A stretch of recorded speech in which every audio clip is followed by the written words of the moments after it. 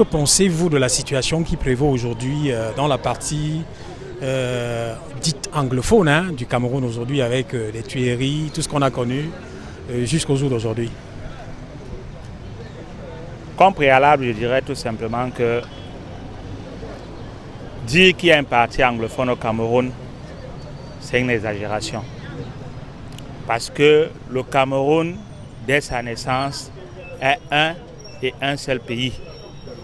Alors, si on s'en tient au dire de la Société des Nations, devenue ONU plus tard, le Cameroun n'a jamais été une colonie, ni française ni anglaise. Il était un protectorat. Pourquoi peut-on dire aujourd'hui que le Cameroun est une colonie anglaise et française et qu'il y a un parti francophone et anglophone? Mais alors, s'il faut revenir au fond du problème, je pense tout simplement que c'est un problème de gestion. Le pays est mal géré. Parce que lorsque vous entrez dans l'histoire, vous lisez les accords qui ont été passés entre partis. Cette partie camerounaise a le droit de se plaindre, comme tout autre Camerounais peut se plaindre de la façon dont les choses sont gérées. Mais on ne peut pas s'en tenir à cela parce que c'est un mal général qu'il faut regarder dans le sens général. Donc pour moi, j'estime que ça ne devrait pas être une solution pour une partie du pays, mais ça devrait être une solution pour le pays tout entier. On a constaté que ça a commencé par la grève des enseignants, après les avocats.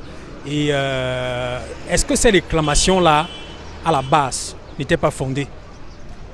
Les réclamations sont certes fondées, mais dans tout le Cameroun, tout le monde est mécontent. Ce n'est pas parce que les gens font la politique de l'autruche et font semblant que les choses vont bien. Les choses ne vont pas bien, n'est-ce pas? Les choses ne vont pas bien. Je suis content qu'une partie du Cameroun ait posé son problème de manière officielle. Et il faut dire que c'est le gouvernement qui a donné des moyens à cette partie-là, n'est-ce pas, de pouvoir présenter le problème tel qu'il se trouve aujourd'hui. Parce que je pense que si on avait pris ce problème au sérieux dès le départ et trouvé des solutions, il ne serait pas en train de revendiquer un autre État aujourd'hui annexe au Cameroun que nous connaissons tous. Donc, comme on m'a enseigné à l'école, la colonisation a porté elle-même les germes de sa propre destruction. Je pense que le système porte lui-même les germes de sa propre destruction. Donc, on ne peut en vouloir à personne, on ne peut en vouloir qu'à ceux qui accompagnent le président de la République à gérer ce pays. Il faut également dire qu'il y a de cela quelques jours, Hakainde Mouna a déclaré officiellement qu'il est candidat à la présidentielle de 2018 et il pense qu'il faut un nouvel homme pour changer ou alors apporter une amélioration aux conditions de vie des Camerounais et il pense qu'il est prêt pour ça. Que pensez-vous de cette candidature? Je pense tout simplement que Maître Hakainde Mouna à 70 ans ne peut plus penser un rêve pour le Cameroun. Je ne suis pas contre sa candidature, mais j'estime qu'on doit donner la chance à quelqu'un qui a encore la possibilité de rêver. À 70 ans, on ne peut plus rêver. C'est comme à 84, 85 ans, président de la République. On ne peut plus rêver. On a dépassé. En fait, son rêve est derrière soi. On doit penser au rêve de ses enfants aujourd'hui.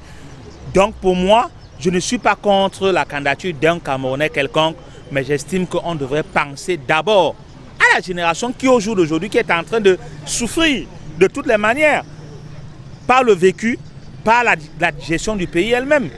Donc moi, je pense que Hakainde Mouna aurait pu former un jeune à qui il initierait aux choses politiques et qui pourrait être un bon candidat demain.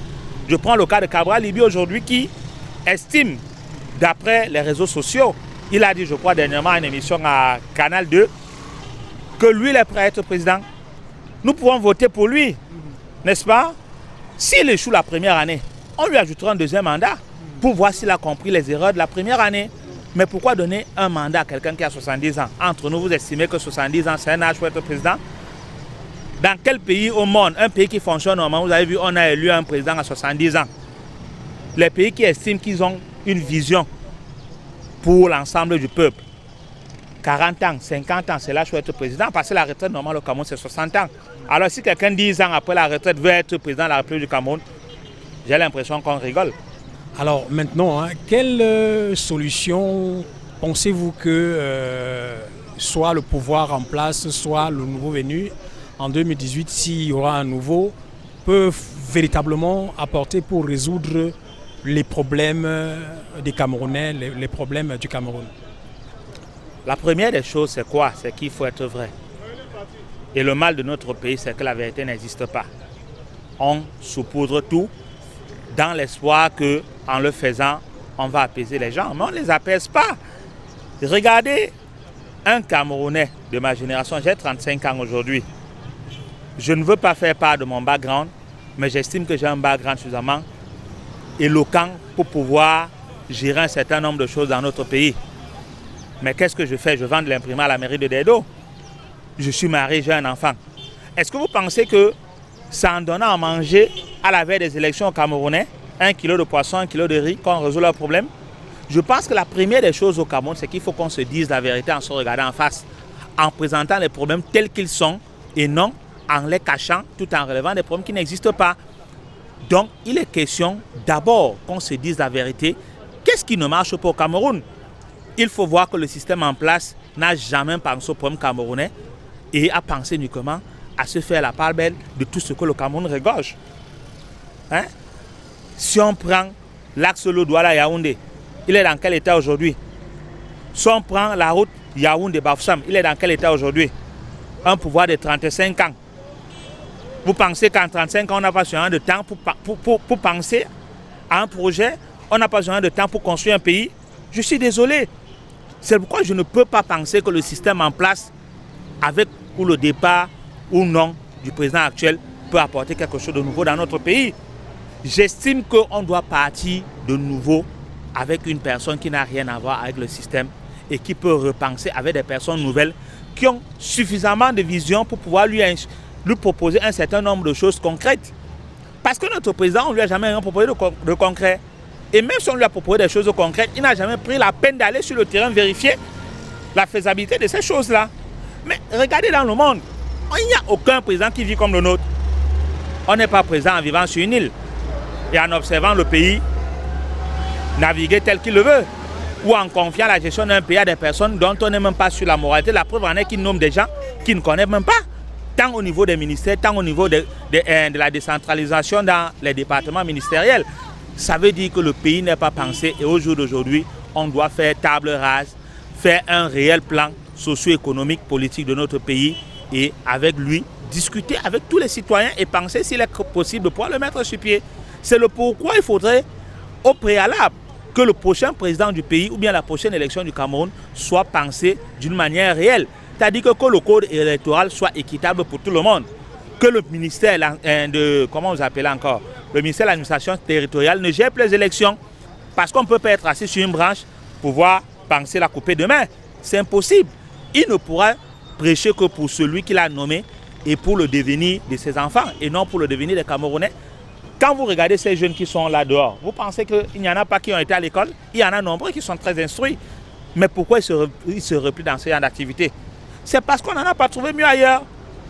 Lorsque le président demande aux jeunes d'oser, mais on ose. Moi, je suis chef d'une entreprise que j'ai créée depuis 2013. Mais vous imaginez que jusqu'au jour d'aujourd'hui, je n'ai jamais rien eu de concret, mais je paie les impôts chaque année, je paie la location chaque année, je paie la taxe sur la location chaque année. Ce n'est pas normal. Il faut repenser ce pays parce que j'estime qu'il regorge de tout ce qu'il faut pour que les Camerounais n'aillent plus à l'étranger. Je suis de ceux qui n'ont jamais milité à ce que les Camerounais aillent à l'étranger parce que j'estime que le Camerounais a tout ce qu'on veut et qu'on trouve partout ailleurs, qu'on vient chercher chez nous. Mais alors, il faut qu'on donne la possibilité aux Camerounais de pouvoir vivre de ces richesses. Le Cameroun, c'est une insolence en termes de richesses naturelles. Mais pourquoi les Camerounais souffrent? Les Camerounais souffrent. Ce n'est pas parce que les gens ne crient pas, et c'est parce qu'on ne transmet pas le cri des Camerounais. C'est parce qu'on ne transmet pas le cri des Camerounais. Donc il est question qu'on donne la chance aux jeunes également de pouvoir démontrer de quoi ils sont capables. Pour arrêter ce problème du côté anglophone, sincèrement qu'on puisse voir le problème dans le fond. Parce que quand on dit que les gens veulent diviser, diviser quoi? Le Cameroun est indivisible, le président l'a dit, il est indivisible, on ne peut pas diviser. La seule chose c'est que qu'on puisse un peu améliorer la situation, les conditions des Camerounais, c'est tout. Moi je gagne mon pain quotidien, peut-être que les autres ne gagnent pas. Bon, pour ceux qui ne gagnent pas, comment ils ne doivent pas revendiquer? Ça C'est pas tout le monde qui a la possibilité. Il ne faut pas se mettre dans un réseau pour gagner son pain quotidien. Non, il faut que tous les Camerounais, que le plus petit au plus grand, puissent trouver son compte. Moi aujourd'hui en tant que Camerounais, j'ai mal. Quand je vois, quand nous on peut encore combattre nos propres frères parce qu'ils ont dit, on prend certains discours, ils veulent la sécession, ils veulent se séparer du Cameroun. Mais moi je ne pense pas qu'ils veulent se séparer du Cameroun. Parce que le problème était mis depuis la base. Ça a commencé par les avocats au Cameroun, après ça a suivi par les enseignants. Après les enseignants, ça a pris ce qu'on appelle le Don Kwata. Donc c'est tout le monde. Et maintenant, si nous avons un gouvernement sur pied que nous respectons et qui nous respecte nous-mêmes en tant que la population camerounaise, l'État a le droit de faire asseoir sur pied la partie anglophone, par exemple, sur les Camerounais pour les écouter, qu'est-ce qu'il ne faut pas, qu'est-ce qu'ils veulent. S'ils veulent certaines choses, les infrastructures, avoir des écoles, avoir les trucs, un problème de développement, c'est l'État à le faire. L'État ne doit pas prendre ce problème pour faire ça, pour dire qu'ils veulent diviser le Cameroun. Parce que je prends un exemple. Les gens du nord-ouest, du sud-ouest, je pense du nord-ouest, parce que ce sont des Bamileke comme moi. Donc, aujourd'hui, on fait comprendre aux gens que ceux du nord-ouest ne sont pas des Bamileke, c'est du mensonge. Quand on est dans les plans traditionnels, tu vas te rendre compte qu'il y a beaucoup de chefs dans le nord-ouest qui sont intronisés par les chefs de l'ouest. Qui veut dire qu'il y a d'abord ce problème qu'il y a une manipulation dans le français. Certains ont dit non, ceux du nord-ouest ne sont pas des Bamileke et tout, ça manipule. Un peu peut manipuler dans ce genre de zone. Pour dire, si aujourd'hui on parle de l'État, d'un État dans un État, qui veut dire les anglophones ont leur État, nous avons notre État. C'est le mensonge, parce que sur un plan traditionnel, ceux du nord-ouest sont des Bamileke. Et ceux du sud-ouest, la majorité sont des Douala, selon l'histoire du Cameroun. Donc il ne peut pas dire que c'est un pays qui veut dire c'est pas l'autre, parce que sur le plan culturel et sur le plan traditionnel, ils ont les mêmes cultures, ils ont les mêmes bases. Ils ne réclament pas en tant que les étrangers, mais ils réclament en tant que Camerounais. Pour dire, c'est un profil, c'est une situation pour raconter certaines choses, pour dire la sécession qu'ils veulent. Ils n'ont jamais demandé de sécession, d'après ce que moi je comprends, selon tout ce qui s'est passé. Et ce qui a commencé, parce que revenons à la jeunesse. C'est d'abord les avocats qui commencent la marche, qu'ils sont lésés. Voilà, l'État camerounais reçoit ces genres de problèmes que les anglophones posent sur la table. Est-ce qu'ils vont passer par la violence? Non.